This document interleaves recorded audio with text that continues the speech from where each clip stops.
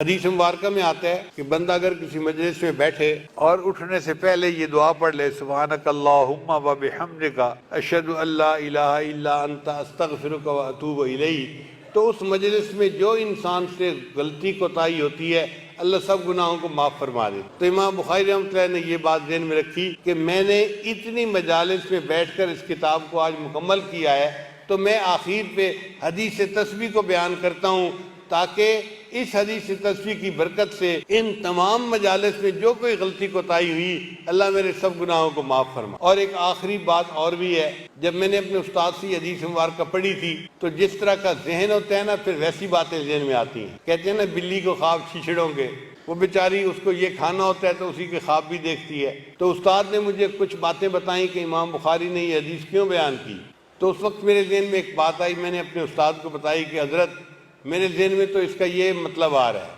وہ کیا ہے کہ یہ جو تسبیح ہے نا، یہ اللہ کے عذاب کو ٹال دیتی ہے۔ چنانچہ حضرت یونس علیہ السلام مچھلی کے پیٹ میں تھے اور یہ اتنی بڑی مصیبت تھی کہ ٹلتی نظر نہیں آتی تھی، تو مچھلی کے پیٹ میں انہوں نے اللہ کی تسبیح بیان کی، لا الہ الا انت سبحانک انی کنت من الظالمین۔ اللہ تعالیٰ قرآن مجید میں فرماتے ہیں فلولا انہ کان من المسبحین، اگر یوسف علیہ السلام میری تسبیح بیان نہ کرتے للبث فی بطنہ الی یوم یبعثون، تو وہ قیامت تک مچھلی کے پیٹ کے اندر ہی رہتے، باہر نہیں نکل سکتے تھے۔ اب مچھلی کے پیٹ سے باہر کس نے نکالا؟ تسبیح نے نکالا۔ تو امام بخاری رحمۃ اللہ نے آخری حدیث مبارکہ حدیث تسبیح کو چنا، کیونکہ امام بخاری رحمۃ اللہ جانتے تھے کہ طلباء اس حدیث کو پڑھنے کے بعد اپنے گھروں کو جائیں گے، پھر کوئی کسی جگہ خطابت کے منصب سنبھالے گا، کسی جگہ درس قرآن کا منصب سنبھالے گا، کسی جگہ کوئی اور نوکری کرے گا، تجارت کرے گا، ان کو دنیا سے واسطہ پڑے گا۔ اب جب واسطہ پڑے گا نا تو ان کو مشکلات پیش آئیں گی۔ اب مشکلات پیش آئیں گی تو یہ چاہیں گے ان مشکلات سے نکلنے کا کوئی ہمیں عمل بتا دیتا، تو امام بخاری نے فرمایا ان کو عمل میں ہی بتا دیتا ہوں، اگر یہ تسبیح کی کثرت کریں گے اللہ ان کو حالات کی مچھلی کے پیٹ سے نکال دیں گے۔ کئی دفعہ بندہ حالات کی مچھلی کے پیٹ میں گھس جاتا ہے نا، نکلتا نہیں، قرض ہے ادا نہیں ہوتا، کاروبار ہے چلتا نہیں، یا بچی ہے تعلیم مکمل کر لی گھر میں ہے اس کو رشتے نہیں آ رہے، اب بچی خود تو کچھ نہیں کر سکتی، پریشان ہے ماں باپ بھی بچی بھی، مگر کریں تو کیا کریں، تو اللہ ہی ان کے لیے رشتہ بھجوائے گا تو بچی کی رخصتی کریں گے نا ماں باپ۔ تو امام بخاری رحمۃ اللہ نے یہ حدیث تسبیح لکھ دی کہ ایسی حالت میں اگر یہ بچی تسبیح کو زیادہ پڑھے گی اللہ تعالیٰ اس کو حالات کی مچھلی کے پیٹ سے نکال دیں گے، اس کے لیے رشتہ آئے گا اور ماں باپ کے لیے فرض ادا کرنا آسان ہو جائے گا۔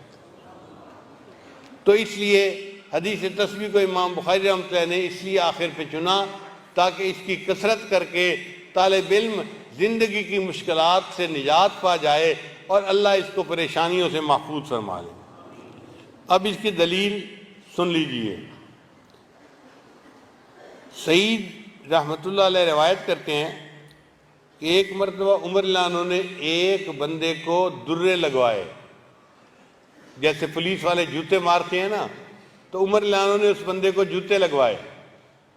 اب اس زمانے کے ملزم بھی ایسے ہوتے تھے کہ ان کے اندر نیکی ہوتی تھی،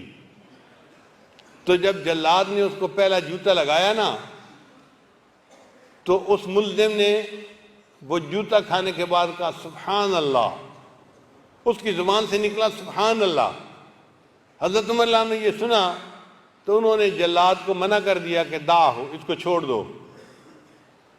حضرت ابن کعب رضی اللہ عنہ قریب تھے، وہ بھی بڑے قاضی بڑے عالم تھے صحابی، وہ مسکرا پڑے۔ ان کو مسکراتا دیکھ کے عمر رضی اللہ عنہ نے پوچھا ما یضحکک، اے اللہ کے حبیب کے صحابی آپ کیوں مسکرائے؟ انہوں نے کہا کہ میں اس لیے مسکرایا کہ ان سبحان اللہ تخفف من العذاب، سبحان اللہ پڑھنے نے اس بندے کے عذاب میں تخفیف کر دی، میں اس لیے مسکرا پڑا ہوں۔ تو سبحان اللہ پڑھنے سے آزمائش میں تخفیف ہو جاتی ہے اور اللہ تعالیٰ بندے کو مشکل سے نجات عطا فرما دیتا ہے۔